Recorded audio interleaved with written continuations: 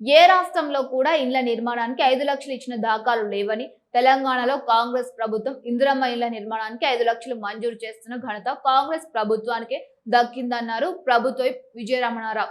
ఓదెల మండలంలో ప్రభుత్వ విప్ విజయరమణారావు పర్యటించారు. జిల్లకుంట్లో 15 లక్షలతో నూతనంగా నిర్మించిన మహిళా సమైక్య భవనంతో పాటు ఓదెల కస్తూర్బా పాఠశాలలో నూతనంగా ఏర్పాటు చేసిన అదనపు తరగతి గదులు, టాయిలెట్స్ ను ప్రభుత్వ విప్ విజయరమణారావు ప్రారంభించారు. ఈ సందర్భంగా విజయన్న మాట్లాడుతూ మహిళా సంఘాల బలోపేతానికి కాంగ్రెస్ ప్రభుత్వం కృషి చేస్తుందన్నారు.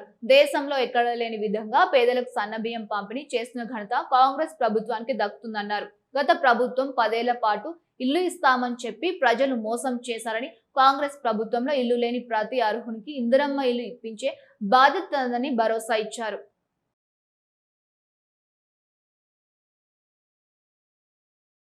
మన గ్రామంలో అనేక రకాలటువంటి దాదాపు నేను అనుకుంటా 1 కోటి రూపాయల పైన సీసీ రోడ్లు మన గ్రామంలో 2.5 ఇళ్లలో శాంక్షన్ ఇచ్చినాం.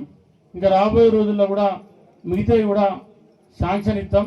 శాంక్షన్ ఇచ్చి మరి జీలకుంట గ్రామంలో పూర్తి స్థాయిలో రోడ్డు లేకుండా లేదు, ప్రతి గల్లీలో కూడా రోడ్డు ఉండే విధంగా మరి ఏదైతే ప్రయత్నం చేసి సాధ్యమైనంత వరకు మరి పూర్తి చేసేటువంటి ప్రయత్నం చేస్తా.